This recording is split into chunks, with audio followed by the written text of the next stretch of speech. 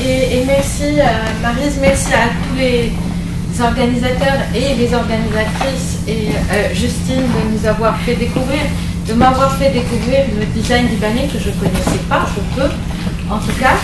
Et donc je suis très heureuse de venir et vous donner une petite conférence sur 100 ans du Liban. Je vais commencer par la naissance du Liban, avec la naissance de ce système confessionnel, ce système politique qui est basé sur une distribution du pouvoir par rapport à un recensement qui a été fait en 1932 et qui est toujours en vigueur, qui a été un peu changé, la constitution a été un peu changée, mais qui date en tout cas du mandat français qui commence en 1920. Donc le Liban a été occupé entre 1920 et 1943 par les Français qui avaient le mandat de former le gouvernement libanais, un mandat qui lui a été octroyé par la Société des Nations à la fin de la Première Guerre mondiale, et qui a vu la disparition de l'Empire ottoman, le dépeçage des provinces arabes de l'Empire ottoman, la distribution des provinces arabes entre la France et la Grande-Bretagne, et la France va avoir le Liban, la Syrie, sous son mandat, et va tout au long de ce mandat essayer de construire un gouvernement, un État, à la fois en ayant une culture française, donc il y a toujours cette culture. Actuellement, en droit, par exemple, le droit libanais est très empreint du droit français. Une constitution qui sera à la fois héritée, un héritage de l'Empire ottoman et de la Montassalefia, c'est-à-dire du petit Liban qui date du 19e siècle, mais aussi par une sorte de laboratoire. On va essayer de trouver une formule libanaise qui sera basée sur la mosaïque des confessions. Et donc on a un mandat libanais qui va mettre en place un système politique confessionnel, et en 1926 on a la naissance de la constitution libanaise qui instaure, qui encadre ce système confessionnel et qui va donc construire un parlement. Ce parlement va être constitué de députés chrétiens et de députés musulmans. Je vais vous le schématiser parce qu'il y a 18 communautés au Liban et je ne vais pas rentrer, je ne les connais pas d'ailleurs, siège par siège pour la distribution parlementaire. Mais à cette époque-là, les Français avaient estimé que la population libanaise était majoritairement chrétienne, donc on avait 6 députés chrétiens pour 5 députés musulmans. Alors les musulmans sont des sunnites et des chiites, et la part du nom va être donnée aux sunnites, puisque c'était eux les urbains, les bourgeois, alors que les chiites étaient encore au sud du Liban, dans la Bekaa. Ils vivaient à la marge un peu, le pays alawite vivait un peu à la marge de l'État libanais et de sa construction. Ce n'est que progressivement qu'ils vont être intégrés à la vie politique libanaise, et qu'aujourd'hui, ce sont, avec le Hezbollah, les chiites sont les acteurs majeurs de la politique libanaise. Les chrétiens, qui étaient des acteurs et qui sont devenus, si on fait un recensement aujourd'hui, minoritaires par rapport aux musulmans, ne sont plus que des enjeux. C'est-à-dire qu'on va devenir allié avec le Hezbollah, le CPL, un parti chrétien va devenir allié avec le Hezbollah, un autre parti chrétien, la force libanaise, va s'allier avec les sunnites. Donc on devient des enjeux pour faire basculer justement ce système confessionnel. Et donc c'est avec le mandat français qu'on assiste à la naissance d'une démocratie dite consensuelle. C'est-à-dire qu'on doit toujours trouver un consensus pour avancer dans la vie politique, un consensus qui est basé sur cette distribution à la fois confessionnelle et régionale. En 1943, vous l'avez dit tout à l'heure, le Liban va prendre son indépendance, et on a donc à l'indépendance en 1943 les pères de l'indépendance, le président de la République de l'époque, qui est toujours maronite selon la constitution chrétien maronite, et le Premier ministre qui est toujours, selon la Constitution française, sunnite, Bishara El-Khouli et Riyad Salah, président de la République et Premier ministre, vont proclamer l'indépendance et ils vont perpétuer ce système de démocratie consensuelle avec le système confessionnel grâce à un pacte oral qu'on appelle le pacte national. Et donc, les chrétiens et les musulmans vont s'accorder et dire, voilà, on a vécu pendant plus de 20 ans sous le mandat français et ce mandat nous a donné cette constitution sur une répartition communautaire. On va garder ce système parce que il est le reflet également d'un vivre ensemble libanais, d'une mosaïque libanaise qui était prônée également par certains intellectuels libanais comme Michel Cheikha, qui est à la fois un homme politique, un homme de lettres, mais également un homme d'affaires, puisque c'est Michel Cheikha qui va parler de cette mosaïque, qui va pousser vers ce projet et qui va également poser les bases d'une économie libérale où le mot d'ordre étant le laisser-faire et qui va être également derrière le secret bancaire le secret bancaire libanais qui va faire son succès pendant les années 50 et 60 et puis sa faillite aujourd'hui. Alors on est donc dans le début d'un Liban indépendant, mais le début d'un Liban indépendant qui est marqué également par la guerre israélo-arabe, par la naissance du problème des réfugiés palestiniens en 1948, par la naissance de l'État d'Israël en 1948. Et il ne faut pas oublier que le Liban est un tout petit pays. Son armée en 1948, c'est-à-dire 5 ans après son indépendance, c'est pas véritablement une armée. Le président de la République en 1948, Bishara El-Khouli, à l'époque était accusé de corruption. Déjà au début de l'État libanais, on accusait les élites politiques de corruption. Et donc c'est un État qui est fragile, avec des frontières poreuses, et surtout qui va accueillir le plus grand nombre de réfugiés palestiniens en 1948. Donc le Liban va accueillir l'équivalent de 1/10 de sa population. Donc il y avait à peu près 1 million de Libanais à l'époque et il va accueillir 100 000 réfugiés palestiniens. Sur ces 100 000 réfugiés palestiniens, 25% sont des Palestiniens chrétiens. Ceux-là ne vont pas avoir de problème. Ils vont être naturalisés en masse en 1952 sous le mandat de Camille Chamoun pour contrebalancer le poids confessionnel. Et donc on est toujours dans ce rééquilibrage confessionnel qui va faire partie de la vie politique libanaise. Et donc cet afflux de Palestiniens va menacer un peu l'équilibre démographique.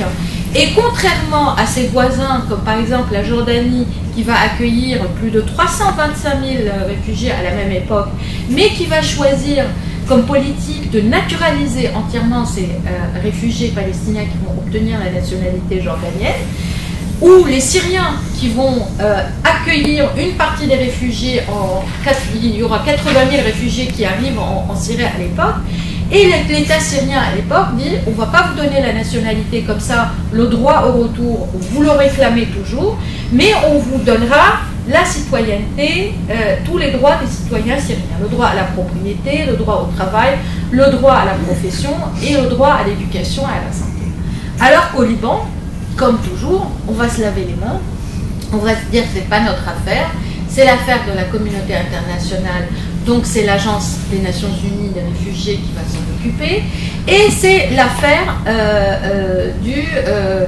donc c'est l'UNRWA qui va les enregistrer, et au Liban, ils seront considérés comme étant des étrangers.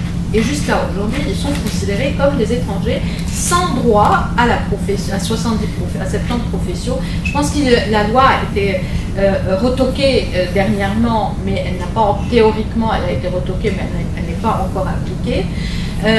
Ils n'ont pas le droit à la santé, ils n'ont pas le droit à la propriété, et s'ils doivent trouver du travail, ils doivent faire une demande auprès du ministère du Travail comme n'importe quel ouvrier, travailleur étranger. Et donc, ils seront les plus discriminés dans le monde arabe. Et donc, ils vont nourrir, dans les camps des réfugiés, il va y avoir à la fois ce sentiment d'opposition, ce sentiment de frustration, et on va voir que dans les années 70, dans les années 60, dans les années 70, le gouvernement ou la politique libanaise va être également ébranlée par la montée du nationalisme arabe et par la montée des partis militants et militaires palestiniens. Et depuis la création de l'État libanais jusqu'à aujourd'hui, vous avez une sorte de division entre les pro-arabistes, les pro-nationalistes arabes, et puis les libanistes chrétiens, c'est-à-dire ceux qui se considèrent comme étant libanais et non pas arabes, faisant partie descendants des Phéniciens et donc n'étant pas arabes. Ils ont cultivé toute une mythologie basée sur cet ancêtre phénicien qui a probablement existé, mais dont il ne reste rien, puisque les Libanais vont être envahis par les Grecs, par les Romains, et puis par les Arabes, bien sûr. Et donc on a toujours cette division où les chrétiens vont toujours se tourner vers l'Occident, toujours surtout se tourner vers la France qui va se considérer comme étant la protectrice des chrétiens d'Orient.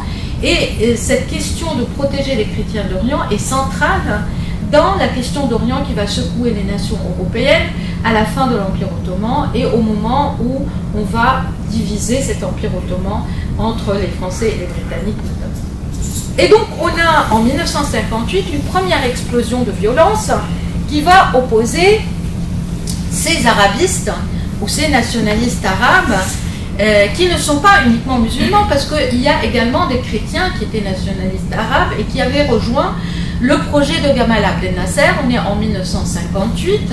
En 1958, il y a une décision qui va être prise par Gamal Abdel Nasser, celle de créer une république arabe unie avec la Syrie.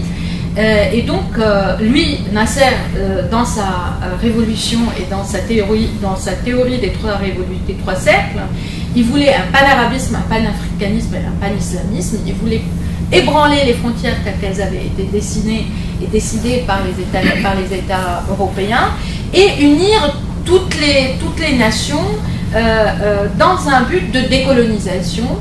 Mais il avait aussi derrière lui il avait forgé une image, un autoritarisme nassérien, une figure, et il n'a réussi en 1958 que de se rallier la Syrie, et cette République arabe unie ne va durer que de 1958 à 1958 à 1962, ou 61, fin 61, début 62.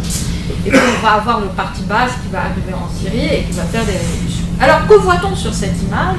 On voit pour la première fois des Marines américains qui débarquent au Liban, appelés par le président Camille Chamoun de l'époque pour pacifier la rue, parce que les libanistes et les arabistes sont descendus à Basta, à Beyrouth, en plein milieu de Beyrouth, et des clashs, une guerre civile a éclaté, où il y a eu des morts, des blessés, des barricades qui ont été érigées.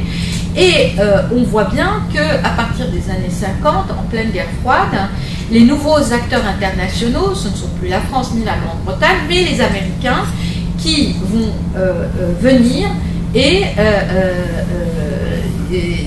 s'immiscer dans les affaires internes régionales et libanaises. Et donc, les Marines vont pacifier, Camille Chamoun va être contraint de démissionner. À sa place, on va avoir un général de l'armée, le général Fouad Chehab, qui va, on appelle la parenthèse Chehab la chance manquée du Liban, parce que l'objectif de Chehab était de consolider l'État.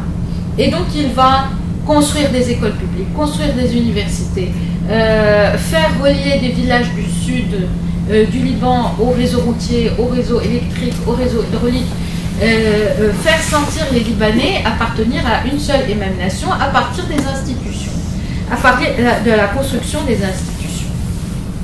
Mais en même temps, donc on est de 58, on va dire, jusqu'en 64, 65, on est dans un Liban qui se veut moderne, qui se veut, et c'est là où on parle de la Suisse du Moyen-Orient, on parle de ce Liban avec ses casinos, avec son train de vie occidental, mais en même temps, on a des formations politiques qui commencent à prendre des armes. Ce ne sont plus uniquement des partis politiques. On a par exemple des formations chrétiennes comme les Kataeb ou les Phalanges qui ont été fondées par Pierre Gemayel dans les années 30. Pierre Gemayel qui a été très inspiré par le nazisme, par les chemises brunes et qui est revenu au Liban avec ce projet de faire la même chose, mais partout dans le monde arabe, en Tunisie, vous avez également des partis à tendance un peu fascisante. En Syrie également, le Parti national socialiste syrien. Et vous avez un autre parti chrétien, le Parti national chrétien libéral, qui va être fondé par l'ancien président de la République, Ami Chamoun. Vous avez ensuite le Front libanais qui va réunir toutes ces formations chrétiennes. Et puis de l'autre côté, vous avez les formations musulmanes qui sont plutôt, ou les formations de gauche, le Parti communiste et les partis comme les Mourabitoun, ou comme les Mourada. Donc on a des partis libanais qui vont polariser le Liban entre deux. Des partis si vous voulez, les partis chrétiens sont plutôt de droite et plutôt tournés vers l'Occident, vers un Liban libanais. Et puis les partis de gauche sont les partis plutôt à majorité musulmane, des partis de gauche comme le PCL, le Parti communiste libanais, et qui vont se transformer petit à petit. On va avoir des armes. Et il y a un troisième acteur, l'armée libanaise, qui a toujours été considérée comme étant le socle qui va unir toutes ces formations.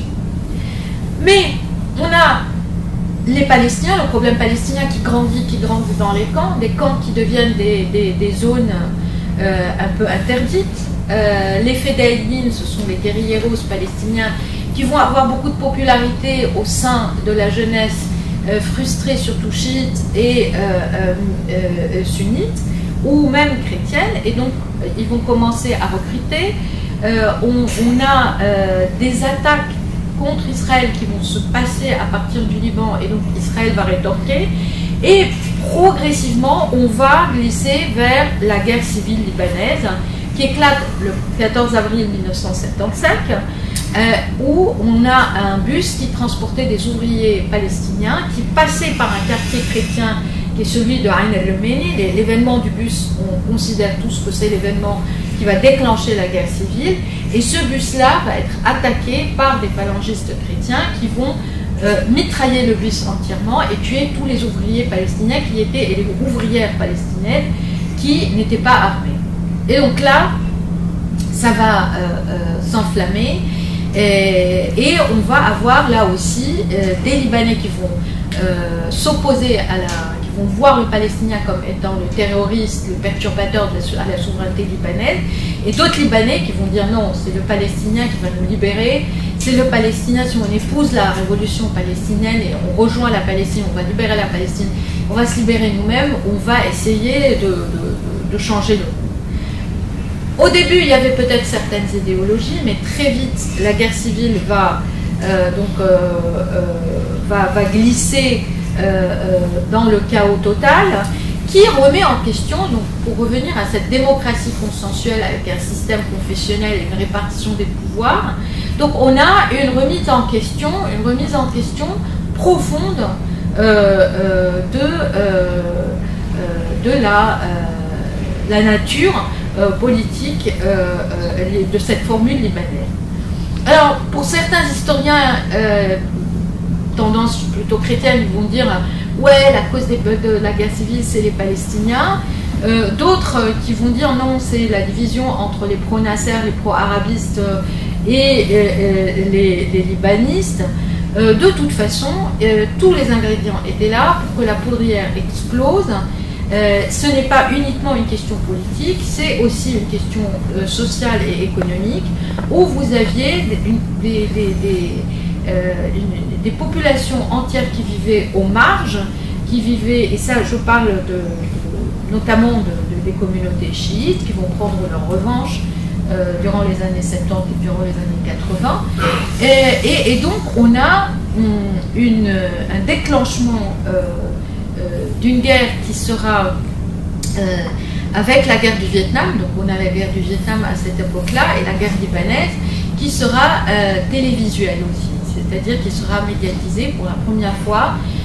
On va avoir des images qui vont arriver dans des foyers européens. J'imagine que vous avez tous en souvenir des JT de la guerre du Liban, encore des affrontements à Beyrouth, etc., etc. Et donc on arrive en 82 avec une sorte de pic de la guerre civile libanaise qui devient une guerre régionale et l'invasion, l'opération Paix en Galilée, l'invasion israélienne qui va commencer. Donc ici vous avez la carte du Liban. On a l'invasion israélienne. Donc en 82, les Israéliens, Ariel Sharon va signer un pacte, un accord avec les forces libanaises, les enfants, enfin le fils de Pierre Gemayel, qui avait fondé les forces libanaises, Béchir Gemayel, et avec lui, ils ont conclu un accord, et l'armée du Liban Sud, qu'ils envahiraient donc le Liban jusqu'à sa moitié pour déloger toutes les poches des militants militaires palestiniens, les Fedaïlines, qui vont bouter l'OLP, le FPLP, le FDLP, toutes les organisations paramilitaires palestiniennes hors du Liban. Et donc cette opération Paix en Galilée va se terminer par l'arrivée des Marines, des soldats français, des soldats américains, des soldats italiens. Donc on a une première multinationale qui va débarquer. Donc, si vous voulez, un peu la guerre civile libanaise et le paradigme des guerres civiles régionales. C'est-à-dire que c'est avec la guerre civile libanaise qu'on va voir comment vont se dérouler les guerres civiles en Irak ou ailleurs, en Syrie, aujourd'hui. Et donc, on a une guerre qui se termine 7 ans plus tard, qui se termine en une sorte de pchit. On se met d'accord. Pourquoi on se met d'accord? Parce que les Saoudiens vont obliger les Libanais à venir à Taïf. Taïf étant une ville en Arabie Saoudite, et ils vont leur dire bon, bah, maintenant ça va, vous allez vous calmer, et on va tenter de trouver de nouvelles formes à cette démocratie concessionnelle. Et le 22 octobre 1989, on va réunir l'Assemblée parlementaire qui était composée majoritairement de vieillards parce que depuis 1975, il n'y a pas eu d'élection, donc c'est les mêmes députés qui étaient là depuis avant 1975. Et on va les réunir, on va les chercher chez eux, on va leur dire bon, venez, vous allez vous mettre tous autour d'une table, et on va essayer de discuter 4 principes. D'abord, réformer la Constitution, affirmer la souveraineté de l'État libanais et libérer le Liban de toute occupation israélienne et rééquilibrer, en fait, redéfinir les relations libano-syriennes. Alors, il s'agissait également de redonner du pouvoir au Premier ministre, parce que, effectivement, le président de la République, qui était chrétien et qui avait tous les pouvoirs, les chrétiens avaient perdu démographiquement, avaient perdu la guerre, surtout après l'alliance entre Béchir Gemayel et Israël, et donc ils étaient sortis vaincus, et on va redonner du pouvoir au Premier ministre. On va redonner du pouvoir, on va élargir l'Assemblée, on va intégrer plus de députés chiites dans l'Assemblée parlementaire, et on va promettre à long terme l'abolition du système professionnel politique libanais. Mais de 1989 jusqu'en 2005 et l'assassinat de Hadidi, on a une guerre civile qui était toujours là. On a une classe politique qui est née pendant la guerre, qui était les seigneurs de la guerre. Par exemple, je vous donne un exemple. Le président de l'Assemblée parlementaire, Nabih Berri, c'est le président du parti Amal. Il était combattant pendant la guerre civile. Samir Jarrah, qui est le chef des forces libanaises, était également un combattant, un milicien pendant la guerre civile. Hassan Nasrallah, qui est le chef du Hezbollah, est toujours combattant, se considère toujours comme résistant combattant. Tous ces hommes-là, qui étaient les seigneurs de la guerre, ont pris le pouvoir et ont construit le pouvoir politique libanais actuel. Et parmi eux, un homme qui se veut être le père pacificateur, le père de la reconstruction, qui est donc Rafik Hariri, qui est nommé, donc qui arrive juste après Taïf. C'est un homme d'affaires libano-saoudien qui était un peu derrière en coulisses pendant les accords de Taïf. C'était lui aussi qui je ne dirais pas tirer les ficelles, mais qui était derrière et qui guidait un peu les Saoudiens et qui appuyait les Saoudiens dans leur politique. C'était l'homme des Saoudiens également, parce que c'est lui qui va prendre le pouvoir, devenir Premier ministre, faire une opération qui est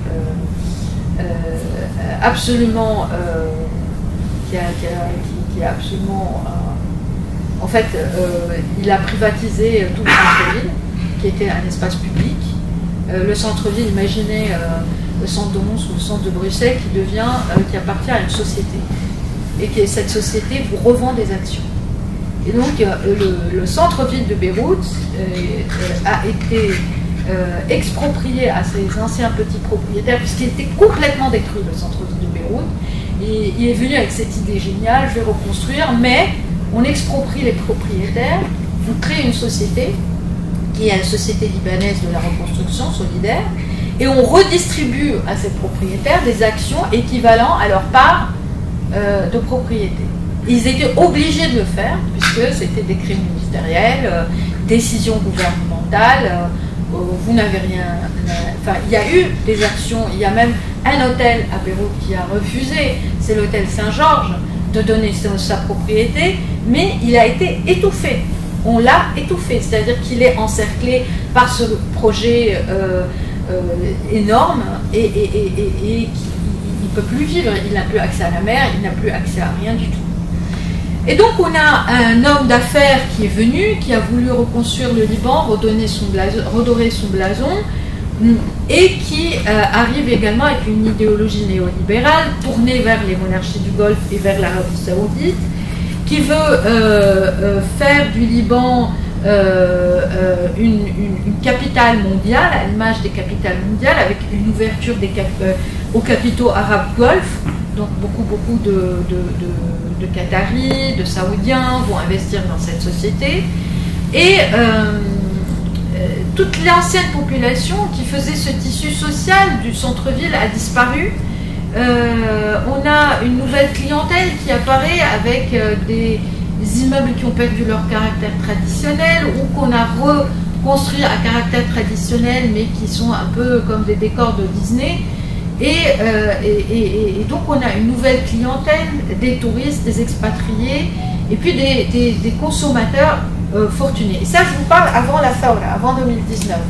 Après 2019, maintenant si vous allez au centre-ville, c'est un centre-ville fantôme qui est mort à cause d'une révolution, parce que la population a voulu reprendre la place publique et reprendre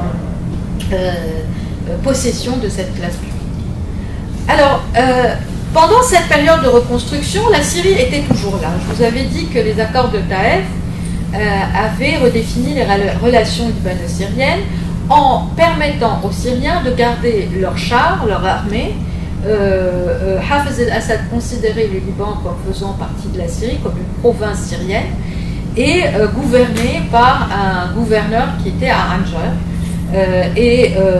Donc la population libanaise était soumise à ces quatre volontés, sauf que Hariri ne voulait plus. Il ne voulait plus de cette occupation, et il avait un grand ami, Jacques Chirac, le président de la République, qui avec lui en 2004-2005 vont mettre en place une résolution des Nations Unies 1559 qui demande à la Syrie de se retirer du Liban. Les Syriens n'ont pas du tout apprécié ça, donc Hafez avait disparu en 2000, c'est son fils, donc on est dans une république héréditaire totalitaire, donc Bachar, qu'on a cru être un peu réformateur et ouvert, pas du tout. Il est encore plus sanguinaire et encore plus autoritaire que son père. Et il a un allié de taille, la Syrie a un allié de taille au Liban, c'est le Hezbollah, qui devient un acteur incontournable dans le Liban post-conflit, post-guerre. Et donc Hafez al-Assad, plutôt Bachar al-Assad et le Hezbollah, qui se sentaient menacés parce qu'il y a une pression internationale pour leur demander de sortir, vont se venger, et le 14 février 2005, la voiture de Rafik Hariri explose au centre-ville, le tuant avec ses gardes du corps et plongeant le Liban dans une période de conflit où la démocratie consensuelle est à bout de souffle. On entre dans une grave crise marquée par des révolutions, par la crise des réfugiés syriens. Pardon, il y a une faute d'orthographe.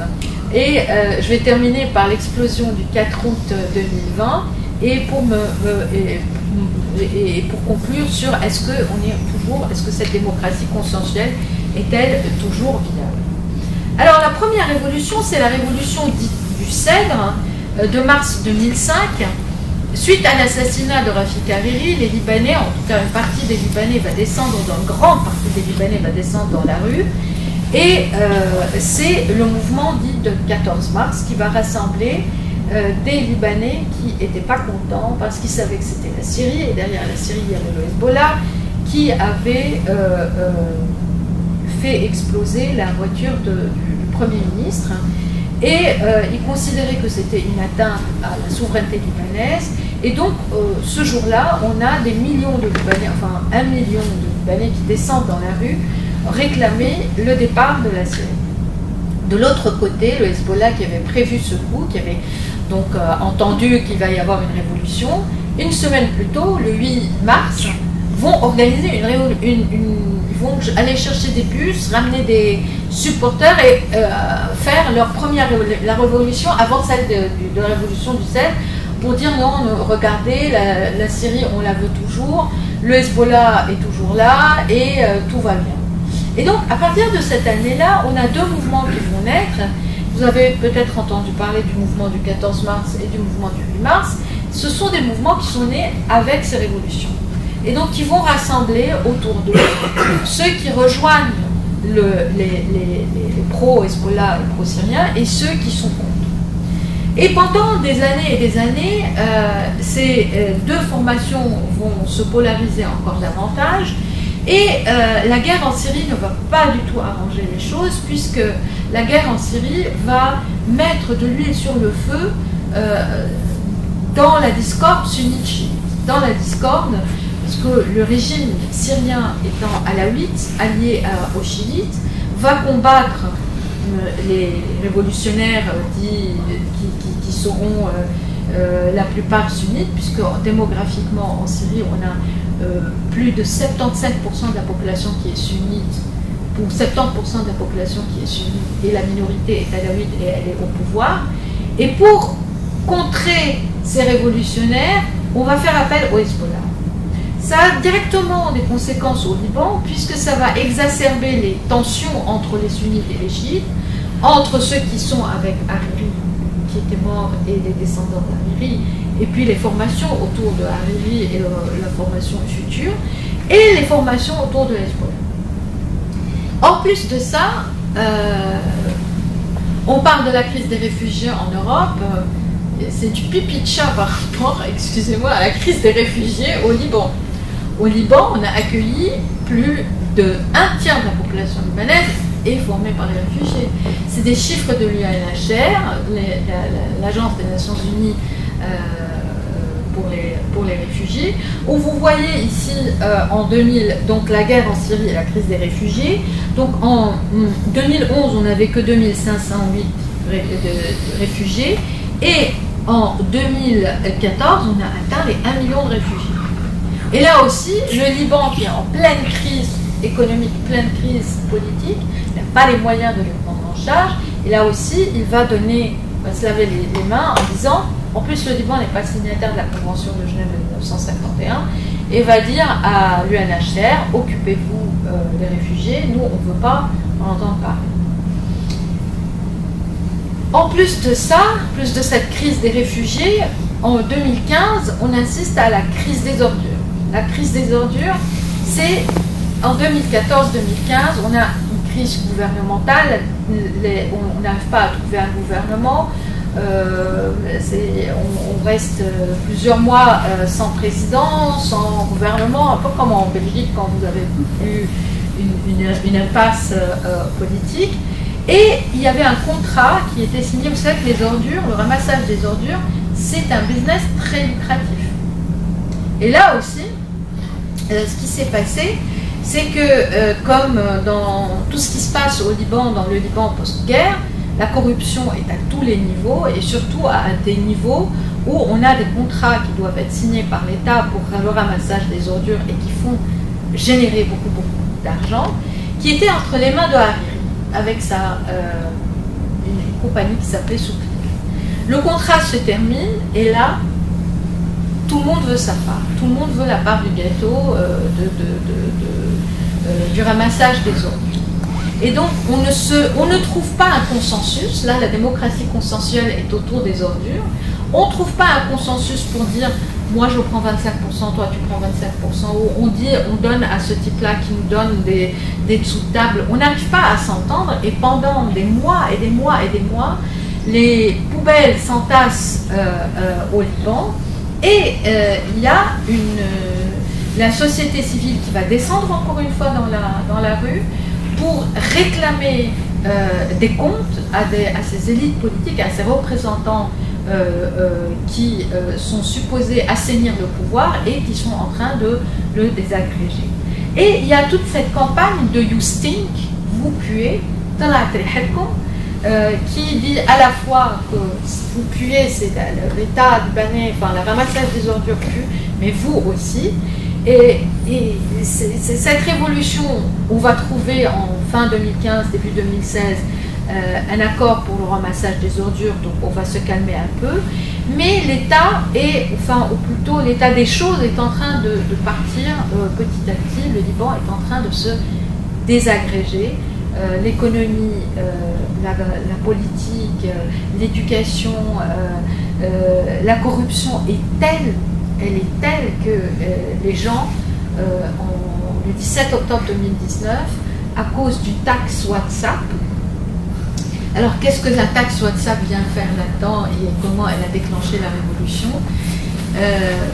Les Libanais, juste avant le déclenchement de la révolution du 17 octobre 2019, il y a eu des incendies partout dans les forêts libanaises et les pompiers n'arrivaient pas parce qu'ils n'avaient pas les moyens, parce qu'il n'y avait pas ni d'hélicoptères pour balancer de l'eau, ni de...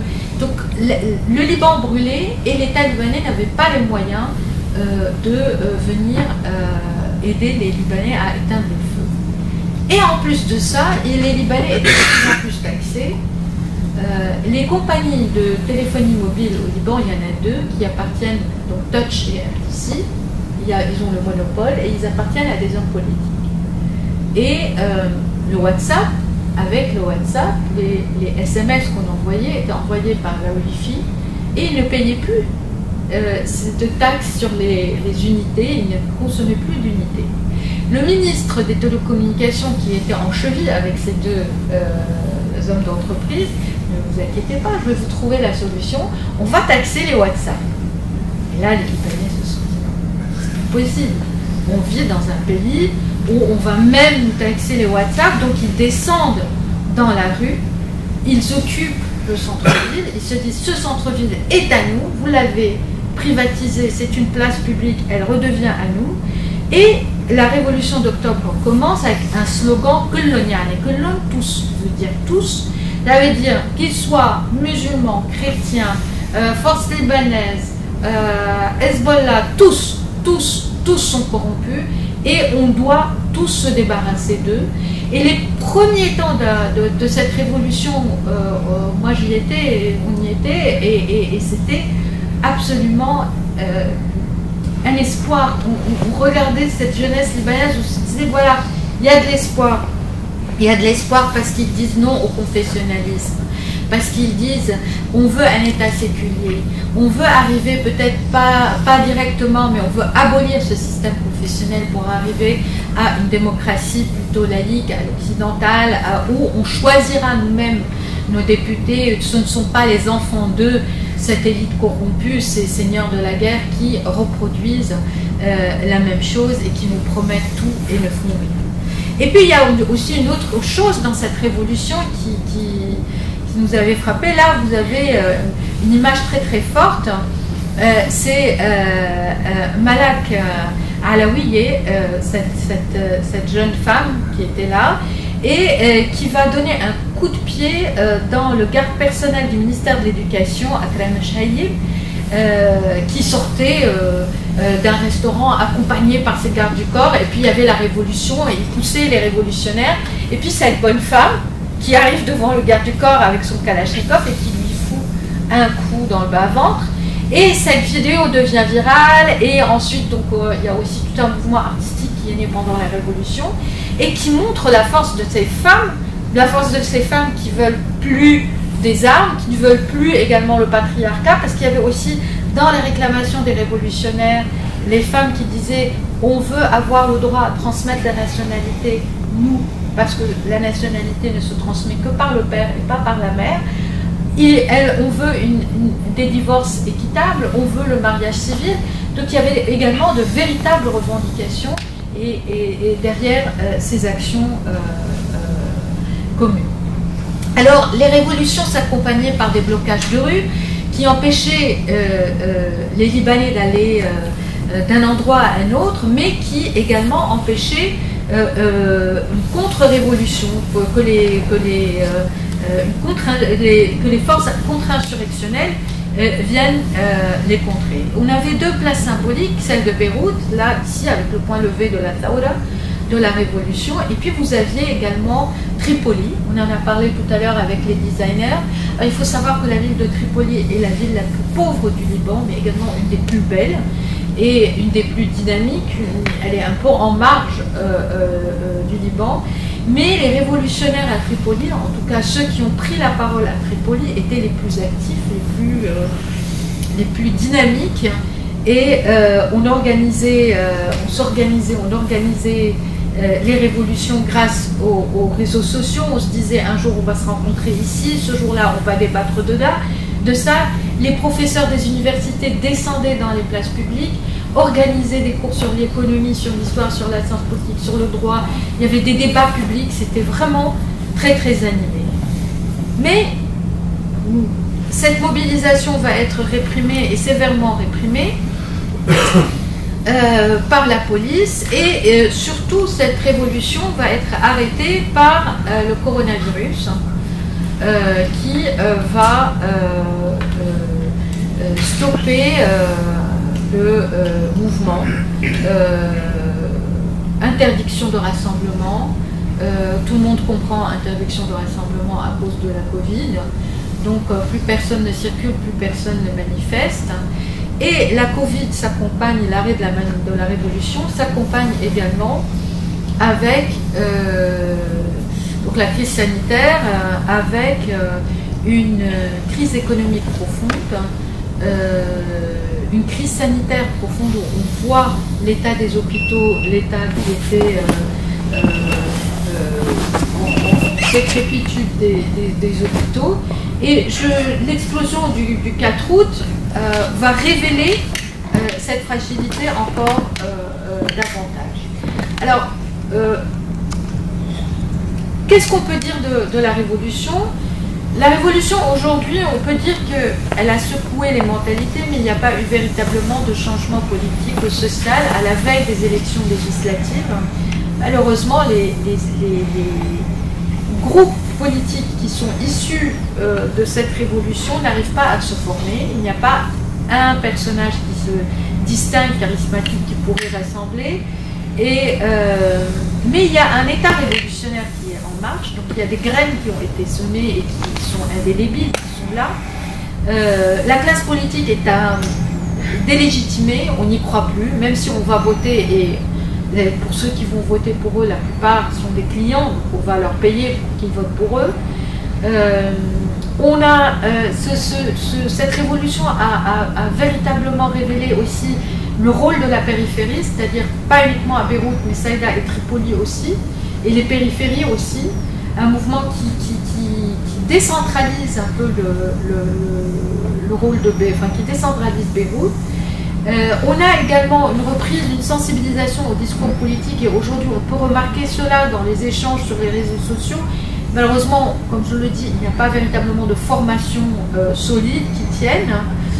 Et on peut dire que cette révolution, si on doit la définir, comment on peut la définir? Il y a un souffle, mais c'est surtout un acteur. Moi je la prends comme ça et je la définis comme étant un acteur politique. Alors cet acteur politique va être encore plus ébranlé par l'explosion du 4 août 2020 qui révèle la fragilité de l'État. C'est vraiment la métaphore de la faillite de l'État. Cette explosion qui sera due à un stockage dans le port, dans un coin du port, de 2750 tonnes de nitrate d'ammonium, qui sont là depuis 2014. Et à côté de ce stockage, il y avait des feux d'artifice, des feux, et tout a explosé. Vous avez vu quelques images tout à l'heure dans le documentaire qui passait. Et cette explosion va anéantir une grande partie, va souffler sur une grande partie de Beyrouth et de sa capitale. L'impact de cette explosion est double. Il est à la fois psychologique, puisque beaucoup de Libanais vont être démoralisés, la révolution va s'essouffler, et c'est un impact également qui va ébranler la démocratie constitutionnelle, puisque désormais on ne trouve pas d'accord pour avancer dans la vie politique, pour trouver une solution par exemple à la pénurie d'électricité. Pas d'électricité au Liban.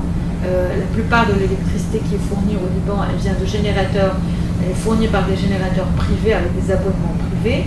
Et donc on a un effondrement économique, une dévaluation de la livre libanaise qui va perdre 90% de sa valeur. Avant 2019, 1 euro équivalait 2000 livres. Aujourd'hui, on est à 28 000 et parfois ça atteint 35 000 livres. Et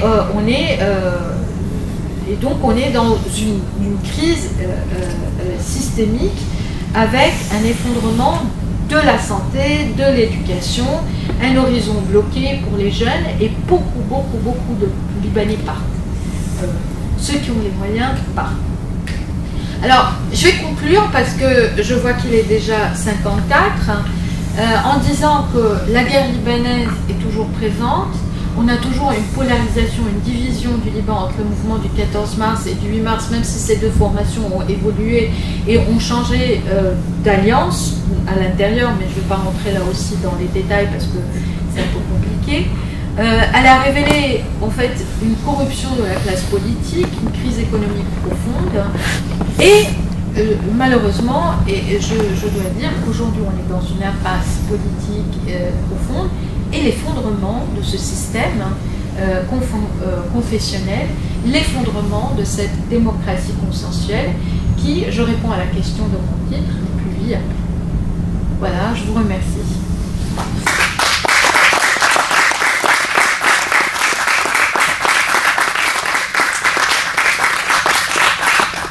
Alors, si vous avez des questions, c'est maintenant. Y a-t-il des questions? Oui. Est-ce qu'il y a un impact supplémentaire de la crise ukrainienne? Ah oui, bien sûr, absolument. Alors, ce qui est l'impact, le premier impact, c'est le fuel comme ici, c'est-à-dire que l'essence, bien qu'elle soit importée des pays du Golfe, a augmenté, mais ça c'est la dévaluation. Mais c'est surtout le blé qui était... le blé ukrainien qui était distribué au Moyen-Orient et en Afrique du Nord. C'est-à-dire que là, on craint, que ce soit au Liban ou en Égypte ou au Maroc ou en Tunisie, des émeutes de pain, parce que le pain va énormément augmenter à cause de la crise ukrainienne. Mais je rajouterais un truc un peu drôle par rapport à cette crise ukrainienne et son impact, c'est-à-dire que maintenant, au Liban, la blague c'est il n'y a plus d'électricité, c'est à cause des Ukrainiens. Parce qu'on n'ose plus dire c'est la classe corrompue et c'est machin. Ben, c'est l'Ukraine. C'est à cause de Poutine. C'est l'Ukraine qui, si l'essence a augmenté, c'est l'Ukraine. Enfin, ouais. Mais il y a un impact. Oui. comme la loi des gouvernements n'a pas changé depuis belle lurette, ce sont toujours les mêmes qui sont au pouvoir. Voyez-vous une solution à ce système? Parce qu'aussi longtemps qu'il est là, ils sont dans la misère. Alors, moi, je vous ai dit, là pour le coup, moi, je suis très, très pessimiste pour l'avenir du Liban. Et je suis absolument d'accord, il faut réformer les institutions, il faut réformer ce gouvernement, enfin, cette manière de fonctionner pour pouvoir avancer. Alors, quand il y a eu la révolution, il y a eu des formations comme Beyrouth Madinati, par exemple, qui se présentent aux élections aujourd'hui, mais qui se présentent aux élections et qui avaient eu des projets de réforme progressive du gouvernement, par exemple la réforme de la loi électorale, la réforme du système du mariage civil, introduire le mariage civil, abolir le patriarcat dans certains cas, les héritages, etc. Travailler sur le fond et puis petit à petit arriver à déconfessionnaliser le système. Bon, c'est des programmes qui ont été pensés par des Libanais, qui sont des personnes qui sont engagées à la fois dans la vie intellectuelle et la vie politique et qui n'aboutissent en rien. Alors, oui, il faut réformer, mais est-ce qu'il y a la volonté du côté Qu'est-ce qui les empêche d'aboutir? Quels sont les freins à ces C'est le programmes? clientélisme, c'est les seigneurs de la guerre qui sont toujours là, c'est la même classe politique qui se partage le pouvoir. Enfin, si je dois définir pour que vous compreniez pourquoi ça ne change pas, et ça ne changera pas aussi rapidement, on est dans un système de kleptocratie mafieuse. C'est-à-dire on a des clans. On a des clans, comme dans des clans qui sont assis sur leur quartier, sur leur cartel, qui négocient avec d'autres clans. Et on est dans la violence. On a vu des attentats ciblés, des personnes qui contestaient un cartel ou qui contestaient un clan ou qui voulaient réformer. Samir Kassir, qui est un ami à moi et qui était journaliste et historien, il a été assassiné. Il a été tué. Donc on est dans cette logique-là. Tant qu'on est dans cette logique-là, et tant que des groupes armés sont sur place, comme le Hezbollah, et on parle d'un État dans un État, etc., et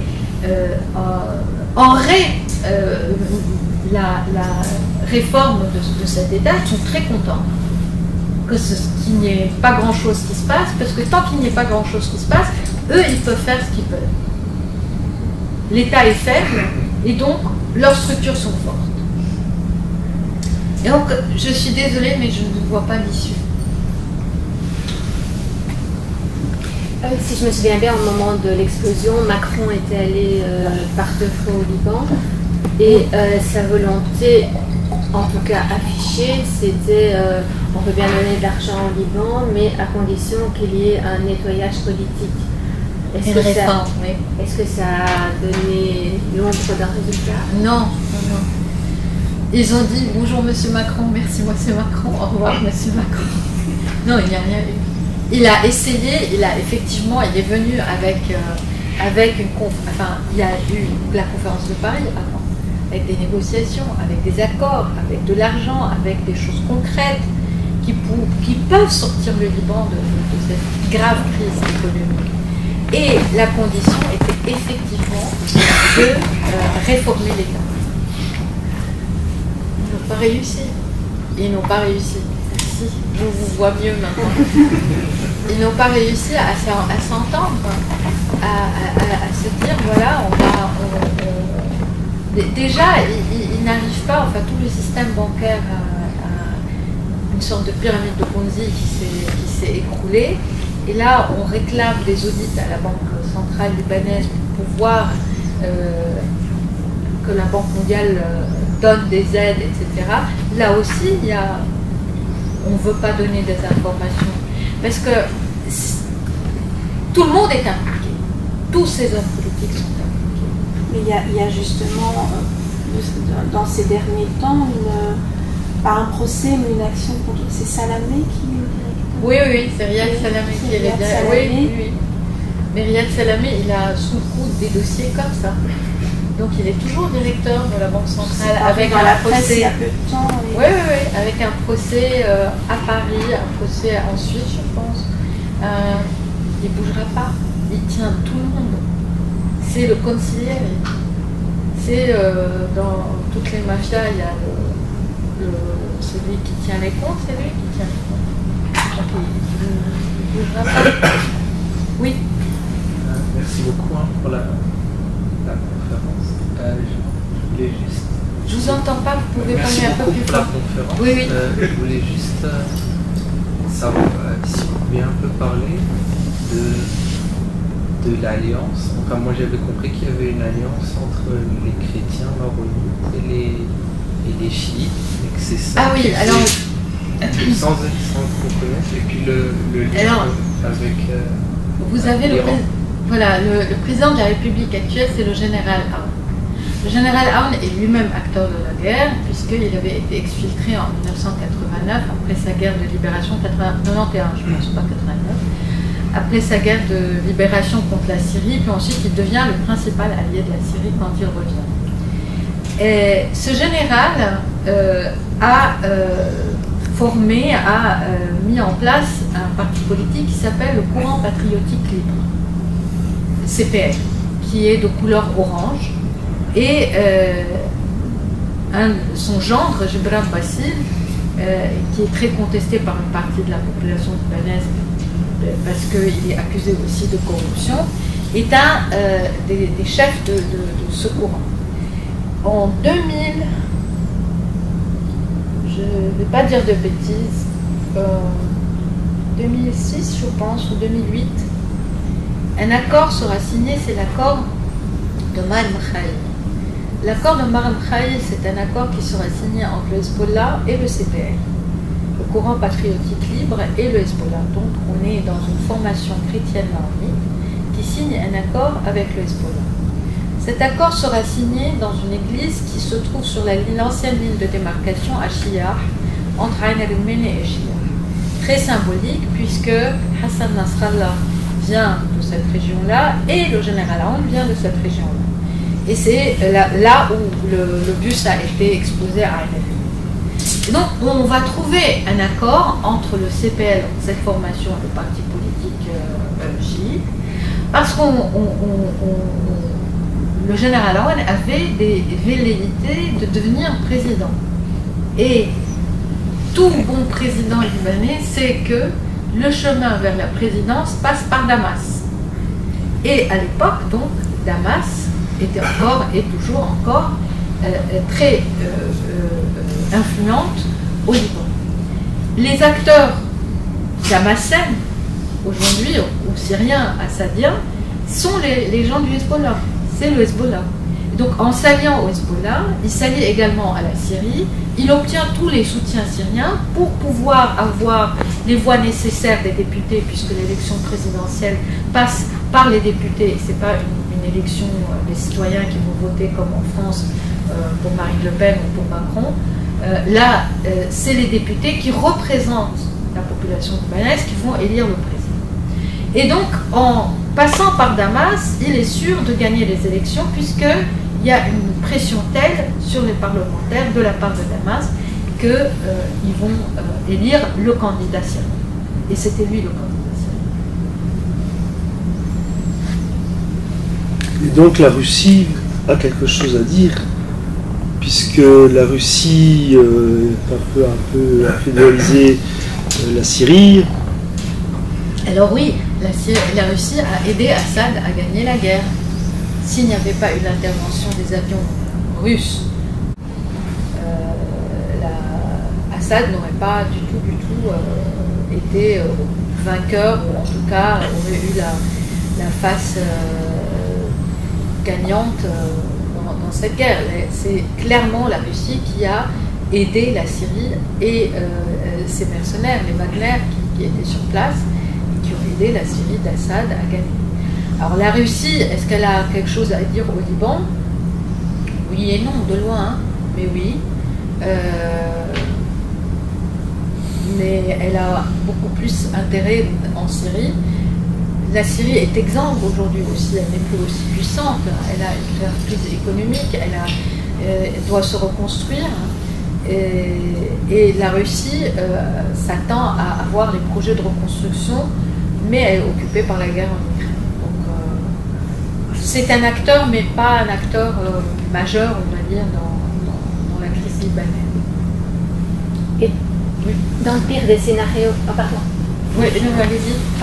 Et dans l'histoire de la révolution arabe, est-ce que le Liban a été impacté ou alors son influence occidentale a fait qu'il a été préservé? Et je voulais savoir qu'est-ce qui vous rend si pessimiste c'est entouré de conflits et bon, malheureusement on est dans un conflit mondial, on peut dire ce qu'on veut, mais bon, généralisé.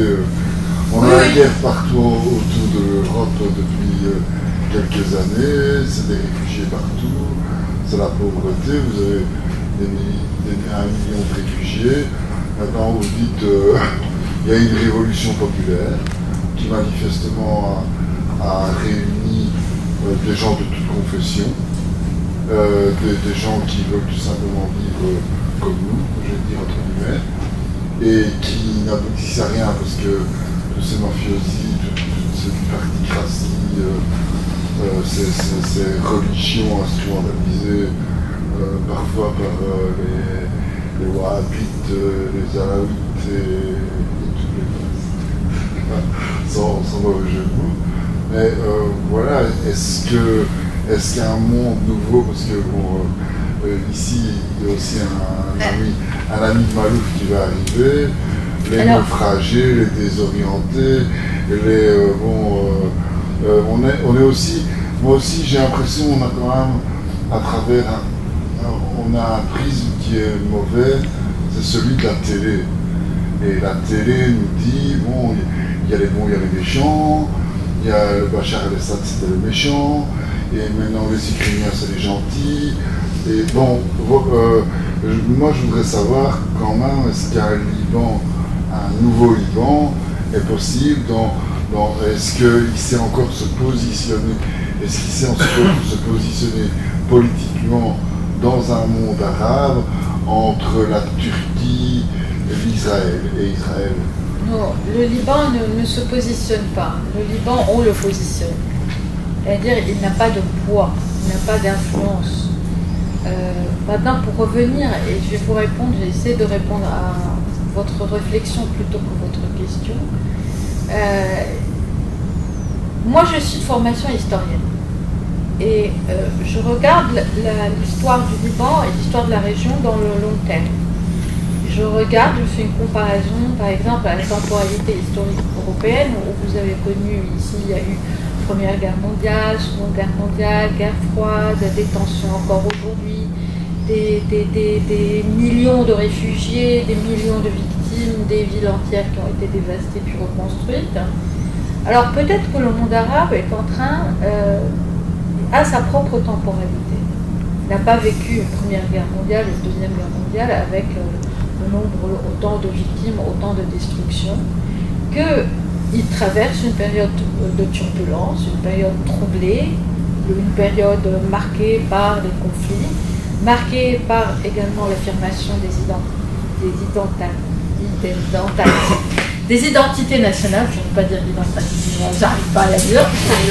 Et donc on est dans un régime d'historicité qui part vers une modernité, si vous voulez dire qu'ils vivent comme nous ou ils sont comme nous, qui tend vers une modernité ou en tout cas vers un modèle de démocratie libérale qui doit passer par ces conflits, par ces périodes autoritaires, par ces révolutions, pour pouvoir s'accomplir peut-être d'ici 50 ans ou d'ici 100 ans. C'est-à-dire que moi je ne suis pas dans le temps pressé maintenant, qu'est-ce qui se passe et pourquoi on ne change pas et pourquoi.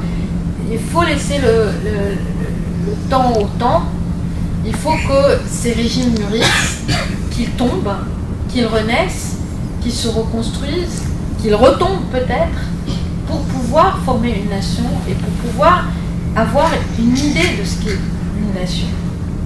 Vous croyez toujours à une notion du manège.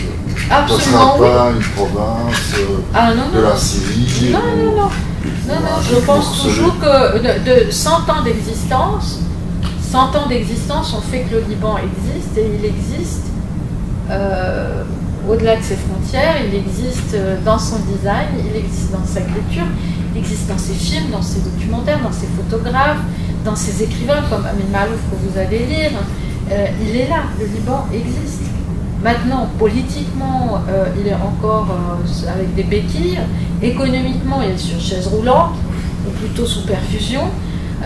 Mais c'est les régimes d'historicité qu'il faut laisser.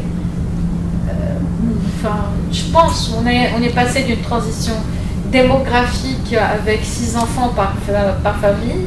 On est maintenant avec 2-3 enfants.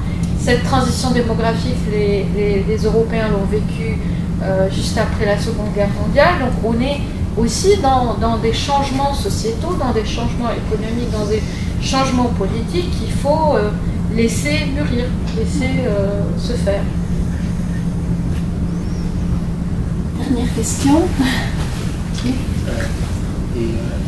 vous avez surtout parlé du Liban, à l'intérieur du Liban, et la diaspora, est-ce qu'elle est à l'image c'est l'image de... Parce qu'apparemment, elle est importante. Elle est très importante, c'est un sujet à part entière. Pour faire court, oui. Mais c'est plus compliqué. Une dernière.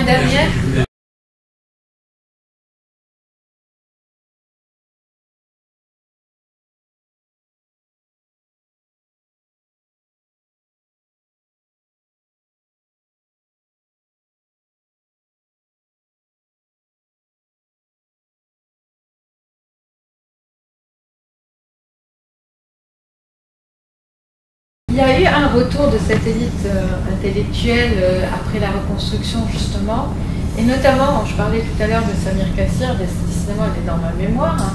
Samir Kassir vivait à Paris, il a travaillé en tant que journaliste, en tant qu'historien, et il est retourné avec d'autres, comme Farouk Mardambe, comme plein d'autres qui ont fait la vie intellectuelle parisienne, arabe, et qui sont retournés après, espérant que Hariri allait reconstruire le Liban, et qui ont été la cible des attaques violentes.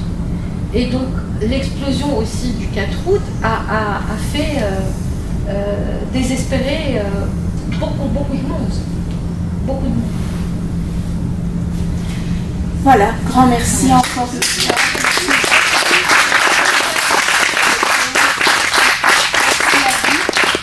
Voilà, on vous donne peut-être rendez-vous dans une autre de nos manifestations qui sont inscrites dans le petit carnet que je vous ai remis. Surtout, n'hésitez pas à nous contacter.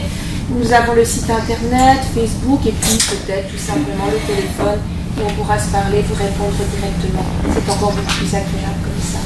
Voilà, je vous souhaite une bonne fin de soirée et un bon retour à vous. Merci. Merci.